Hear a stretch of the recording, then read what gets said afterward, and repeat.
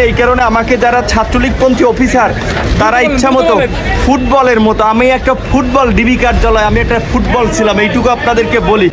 এখনো যদি আমার প্রস্তুত শরীর এই যে দাগ এখনো এই শুকায় নাই, এই এখনো শুকায় নাই। আপনারা একটু এইটা একটু তো বলেন অন্তত, রিমান্ডে যে কারেন্টের শক দেয় এবং সিনিয়র জুনিয়র নাই, চট থাপ্পড় গরুর মতো হাত পাও বাইন্দা পিটাইতেছে, বারবার রিমান্ডে নিলে আরও টর্চার করবে। আপনারা আইনগতভাবে বলেন রিমান্ডে নিলে যে রিমান্ডের যে নির্দেশনা, যে একজন ম্যাজিস্ট্রেট রিমান্ডে একজন ম্যাজিস্ট্রেট যে উপস্থিত থাকা অবস্থায় যে কথা বলবে সেইভাবে ব্যবস্থা করতে, টর্চার করে সবাইকে ব্যাপক মাত্রায় যেন রাজনীতি না করে। অনেকের কাছে মুসলেকা চায়, মুসলেকা যে বাইরে যেন রাজনীতি না করে। আমরা এই সরকারের পতন ছাড়া আমাদের বাঁচার এবং জাতির মুক্তির পথ নাই। সরকার পতন না হওয়া পর্যন্ত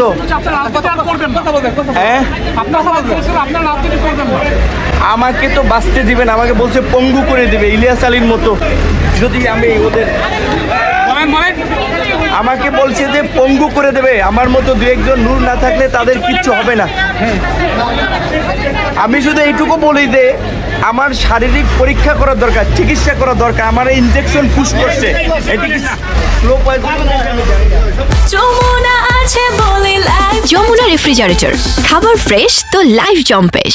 জিজ্ঞাসাবাদের নামে রিমান্ডের নামে তার গোপন অঙ্গে পর্যন্ত লাথি মারা হয়েছে, এটা উনি নিজ মুখে আদালতকে বলেছেন। এবং আমরা আদালতে 3টা পিটিশন দিয়েছি, একটা হচ্ছে রিমান্ড বাতিলের পিটিশন, জামিনের পিটিশন দিয়েছি এবং তার যাতে সুচিকিৎসা করা হয় এই পিটিশন দিয়েছি। আমরা কিন্তু এও নিবেদন করেছি যে বিজ্ঞ আদালত যেহেতু তিনি 5 দিনের রিমান্ডে অলরেডি বনানী থানার একটা মামলায় 5 দিনের রিমান্ডে ছিল এবং গত শুক্রবার তাকে রিমান্ড ব্যাক করা হয়েছে। এবং আপনারা সামাজিক যোগাযোগ মাধ্যম এবং গণমাধ্যম অর্থাৎ ন্যাশনাল এবং ইন্টারন্যাশনাল যে গণমাধ্যম এর মাধ্যমে দেখেছেন যে তিনি ঘাড়ে ভর করে কিন্তু শুক্রবার আদালতে উঠেছিলেন। এমত অবস্থায় আমরা বিজ্ঞ আদালতকে বলেছি যে বিজ্ঞ আদালত জুডিশিয়াল মাইন্ড অ্যাপ্লাই করে অন্তত সে সুস্থ হোক, সুস্থ হওয়ার পরে যদি রিমান্ডের প্রয়োজন হয় তাহলে সুস্থ হওয়ার পরেও আপনারা জানেন যে ফাঁসির আসামিও কিন্তু অসুস্থ অবস্থায় ফাঁসি কার্যকর করা হয় না।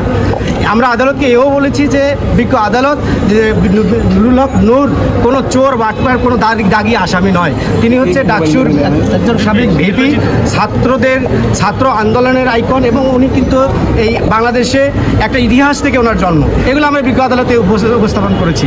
বিজ্ঞ আদালত আমাদের কথা শুনেছেন, শোনার পরে আমাদের সিনিয়র লার্নার যেটা বললেন যে 5 দিনের রিমান্ড মঞ্জুর করেছেন, সেই সাথে আদেশ দিয়েছেন যে ওনাকে যেন প্রপার মেডিসিন এবং খাবার দেওয়া হয়। দেশের যে রাজনীতি, এরকমটা রাজনীতি করার থেকে না করাটাই বেটার। যে জায়গায় মানুষের কথা বলার অধিকারটুকু নেই, নৈতিকভাবে সে কথা বলছে ছাত্রদের হয়ে, এটা তো অন্যায় করেনি, তার অপরাধ না। বাট সেটা যখন অপরাধ হয়ে যায় সে দেশে মানে আমার আর বলার ভাষা নেই। সে জায়গা থেকে তারপর আমি বারবার অনুরোধ করতেছি যারা আছেন উপর মহলে, অন্তত এই নির্যাতনটুকু একটা তার ওয়াইফ হিসেবে, তার সন্তানের মা হিসেবে তাদের কাছে আমার বারবার অনুরোধ, একটা ফ্যামিলিকে এভাবে ধ্বংস করে দিবেন।